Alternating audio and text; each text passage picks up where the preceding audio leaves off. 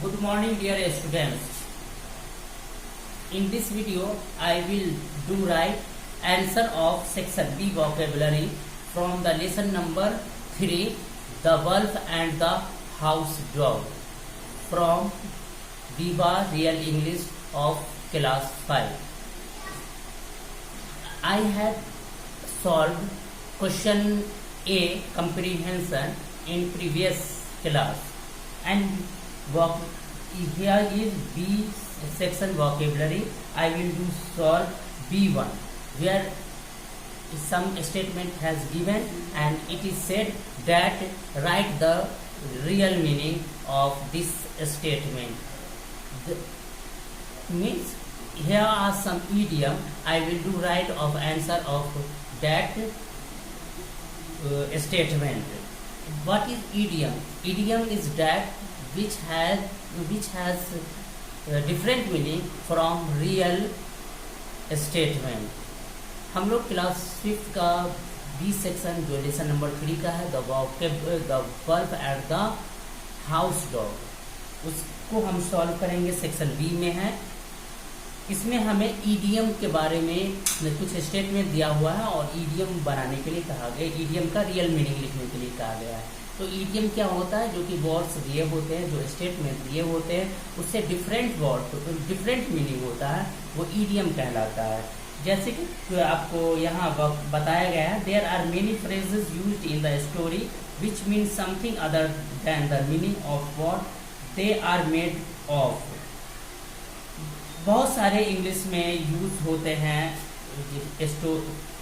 Story में बहुत सारे फ्रेज यूज होते हैं जिसका मीनिंग अलग होता है जो वर्ड दिया होता है उससे। For example, skin and bones, to fall in with, leave his marks, just a टेरिफल।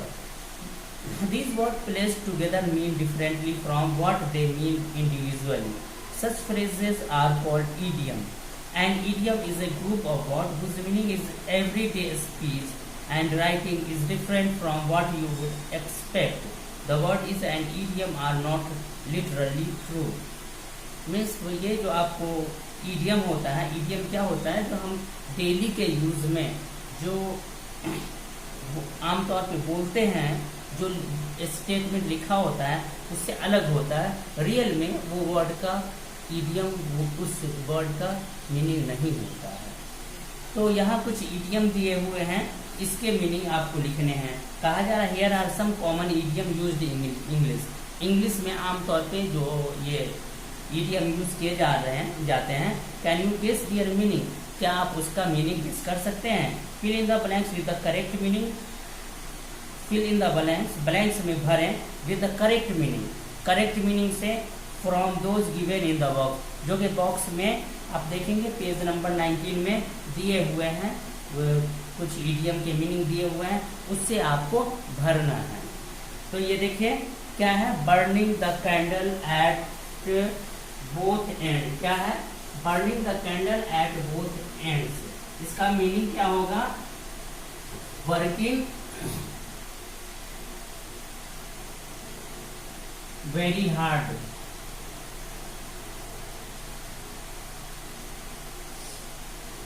Day and night, day and night.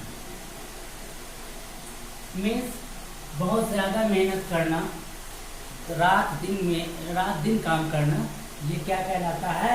Burning the candle at the ends, eight both ends. Burning the candle at both ends का meaning क्या हुआ? Working very hard day and night. उसके बाद eight a snail pace, इसका meaning होगा very slowly, very slowly. उसके बाद है raining cats and dog.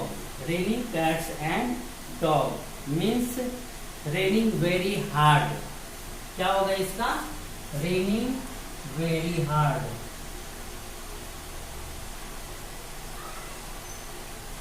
Very hard. उसके बाद है smell a rat, means suspected something is wrong,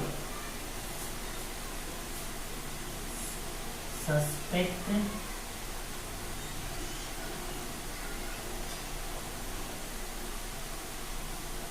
something is wrong. उसके बाद है pay through the nose, pay through the nose में pay a lot of money for something, pay a lot of money for something.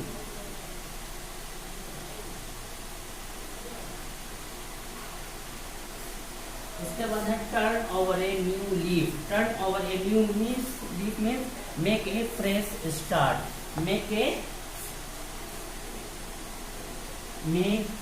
A fresh start.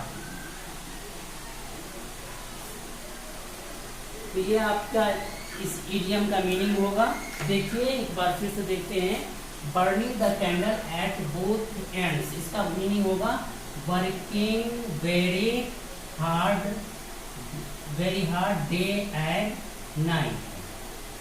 उसके बाद है at a snail pace, means very slowly. उसके बाद है raining cats and dog, इसका meaning होगा raining very hard. उसके बाद है smell a rat, means suspect something is wrong. उसके बाद है pay through the nose, means pay a lot of money for something. उसके बाद है turn over a new leaf, means make fresh start. Means हुआ ये वन का क्या है, burning the candle at both ends, मतलब तो working very hard day and night, मतलब दिन रात मेहनत करना, बहुत ज्यादा मेहनत करना, दिन रात मेहनत करना। उसके बाद है at a snail pace, means very slowly, बहुत धीरे धीरे।